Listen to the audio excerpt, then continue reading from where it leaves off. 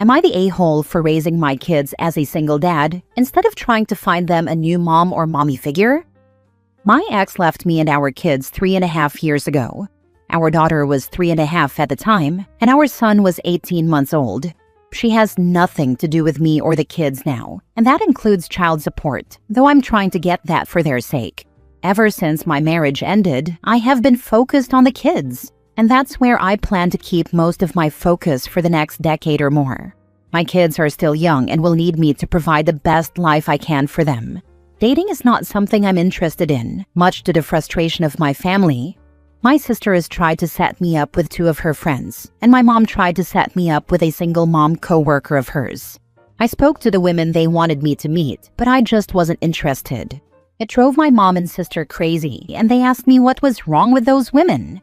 And to explain the kind of partner I want, my mom told me the kids need a mom in their lives, and raising them alone is not in their best interest. I have stepped back twice because of the pushiness, and right now they are in timeout because they would not let up on me. They said the kids would benefit from me blending families with someone or giving them a stepmom. When I told them it would not be better for them if I dated just to give them a mom, because that's not a good foundation for a new relationship, they said I should find someone I want. I made it clear my interest is in raising my kids and not my love life. I even had them ask what my daughter will do when she gets older and doesn't have a mom to speak to. I am incredibly lucky that my best friend in the world is amazing, and she's happy to talk to my daughter if she ever wants or needs. She's in my kids' lives, and they know her, and my kids are close with her husband too. So we have our own support village. It's better than what my family offers right now, and sadly, better than their maternal family has been willing to offer. And now I've had to block several family members because even in timeout they keep pushing. So now I'm here asking because my family is relentless. Am I the a-hole for raising the kids on my own? Am I failing my kids? Now for the top comments. Not the a-hole. Studies show that they will be fine with a single dad. You are trying to keep your children out of toxic cycles, and that is great. All the step-parent stories you read on Reddit would indicate they may be happier not having to deal with a stepmother and/or step-siblings. A lot of step-families come with their own challenges, and not every kid thrives in that environment.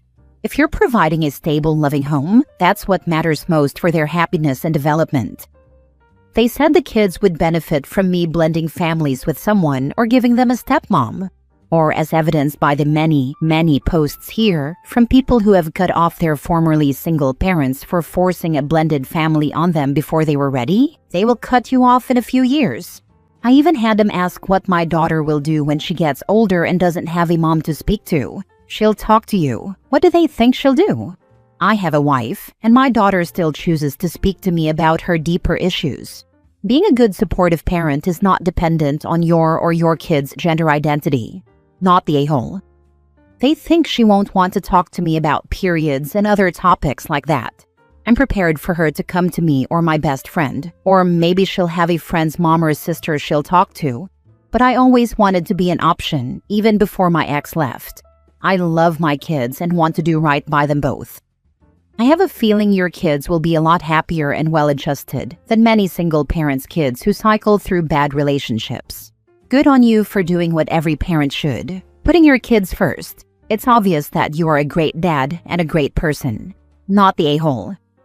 I'd like to think so. I don't want to put us in a cycle of misery where everyone I bring home doesn't work out and the kids struggle and I struggle. And it's not fair to any woman to be brought home for the purpose of my kids and not the actual relationship. Those relationships always seem to turn out the most toxic, and I've seen them in others. Not what I want for any of us. Next story. Am I the a-hole for refusing to reconnect with my mom after finding out she only gave me up for adoption to chase a man?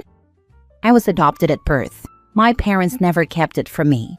I grew up knowing I was chosen, and I never felt like something was missing because my adoptive parents gave me a loving and stable home, so much to the point where I never seriously even considered searching for my birth parents. But last year, curiosity got the better of me, and I took one of those 23andMe DNA tests, mostly to learn about medical history and heritage. A A few days after I took my test, I saw that my mother had messaged me, and while I was a bit surprised at first, I did decide to reply to her. She said she always wondered about me and that she hoped I had a good life. At first, I was a little cautious, for obvious reasons, but she did seem genuine. So we exchanged numbers and started messaging and eventually even called.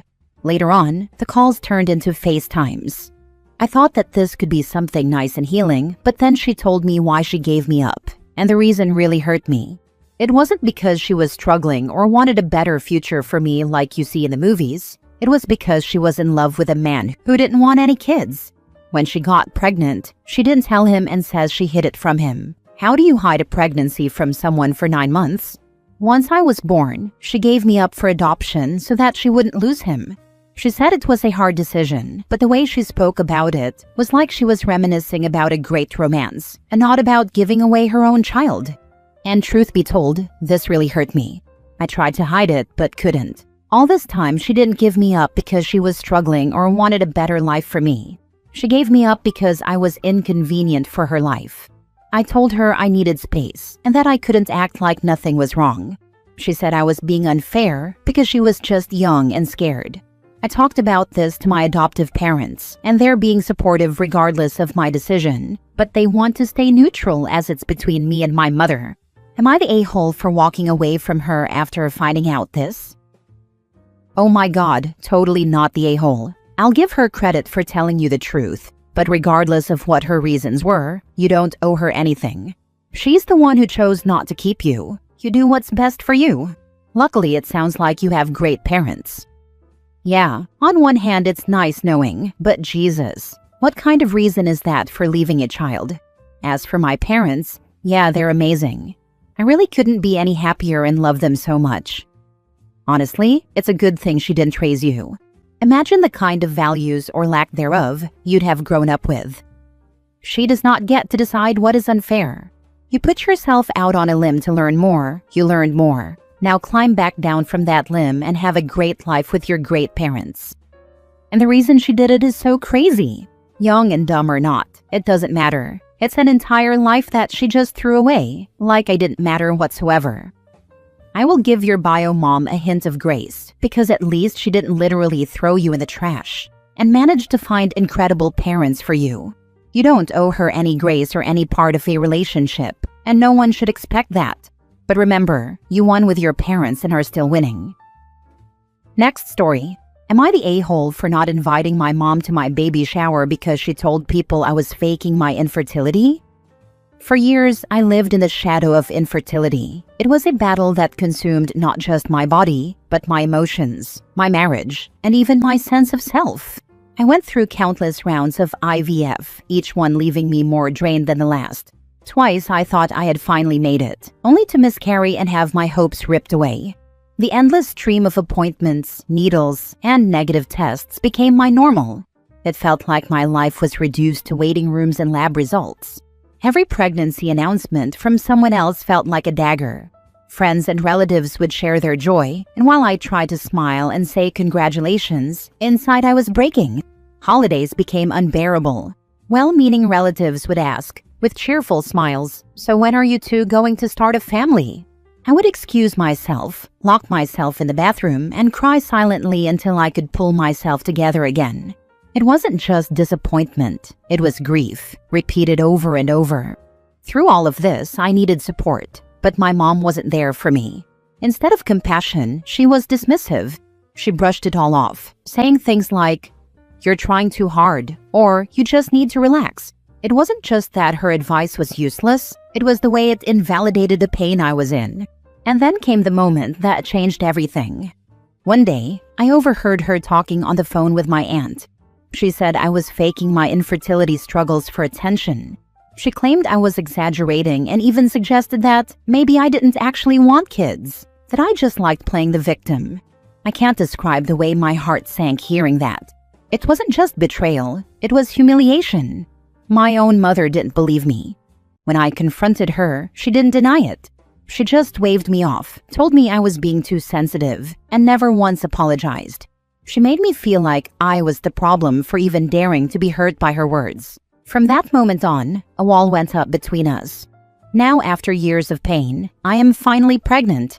This baby represents not just a new life but a victory after years of heartbreak. My friends and loved ones want to celebrate, and we're hosting a baby shower. But I made a choice. I didn't invite my mom. When she found out, she cried. She told me this was supposed to be our moment to reconnect. She said she was proud of me and wanted to be there. But I told her the truth, that I couldn't invite someone who doubted me when I was at my lowest, who told other people I was lying, and who never once said sorry. I told her that pretending everything was fine for the sake of appearances wasn't something I could do. Now, of course, the backlash has started. Some of my relatives are saying I'm being spiteful. They say it's cruel to exclude your own mother from something so big. But to me, it feels crueler to force myself to sit in a room with someone who cut me down when I needed her most, smiling through fake forgiveness just so others won't feel uncomfortable. At the end of the day, this baby shower is about celebrating life, joy, and resilience. I don't want that clouded by bitterness or false reconciliation. I want to feel safe and supported on that day. So, am I the a-hole for refusing to let her attend my baby shower?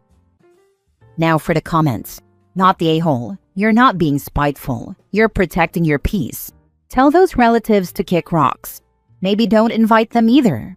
Congrats on your new chapter. Thank you. I don't appreciate their comments, but other than that, they are really supportive of my pregnancy so far, which means a lot to me.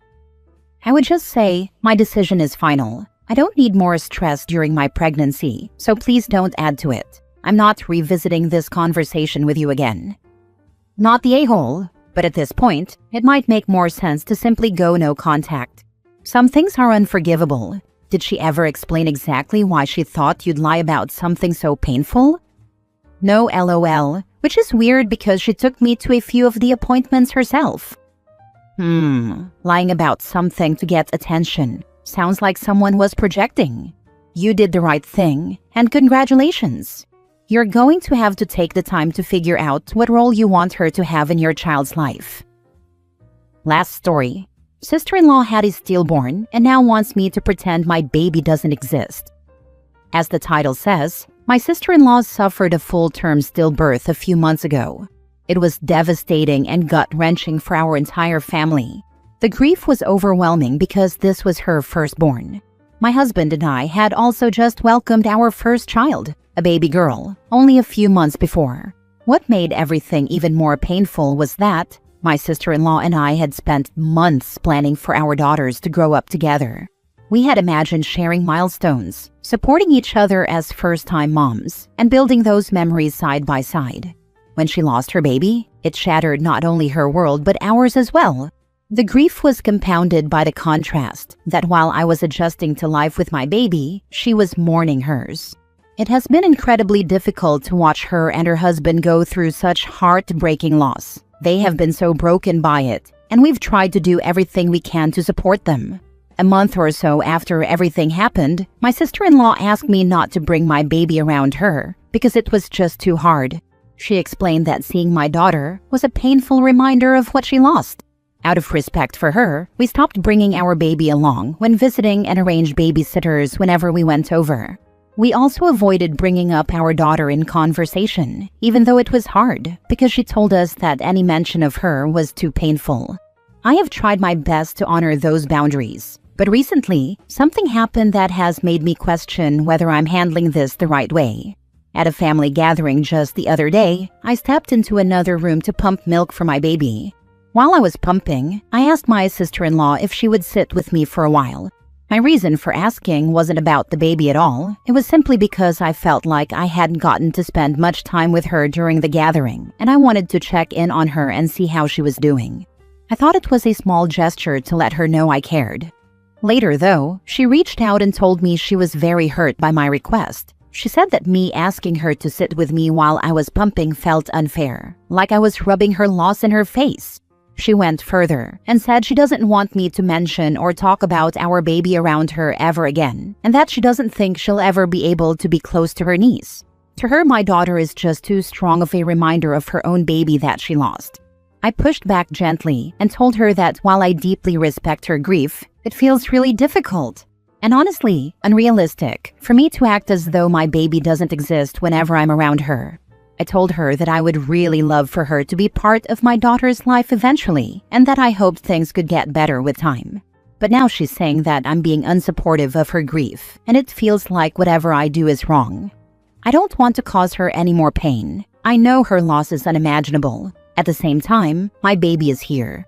She is part of my life, and I can't erase her from existence just to protect my sister-in-law from being triggered. I don't want to lose my relationship with her, but I also don't think it's fair or possible to live in constant silence about my child. So now I'm stuck. Am I the a-hole for telling her that I can't pretend my daughter doesn't exist, even while trying my best to support her through her grief? Not the a-hole. So, I have been on the other side of this. My sister-in-law and I got pregnant within a couple of months of each other. I lost my baby, and my sister-in-law had a healthy baby boy. I was devastated. Being around her son was so hard. I would hide in the bathroom and cry every time we were around them. However, that was not her problem. Her baby deserved to be celebrated and doted on by the family.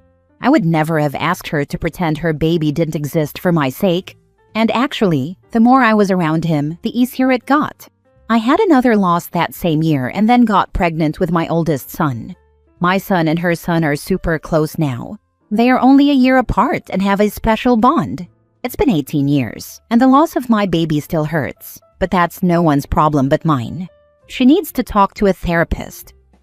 I'm so sorry for your loss. This is the answer. Sister-in-law's grief is understandable, but if they have to pretend a whole child doesn't exist to accommodate it, it will become calcified and immovable.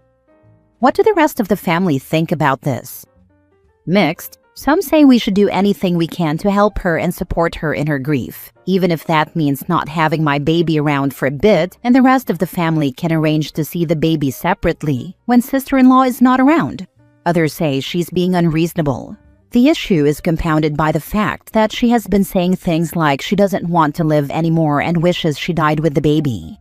When she says stuff like that, we all immediately acquiesce to whatever she needs in that moment, because we are scared she might act on these feelings.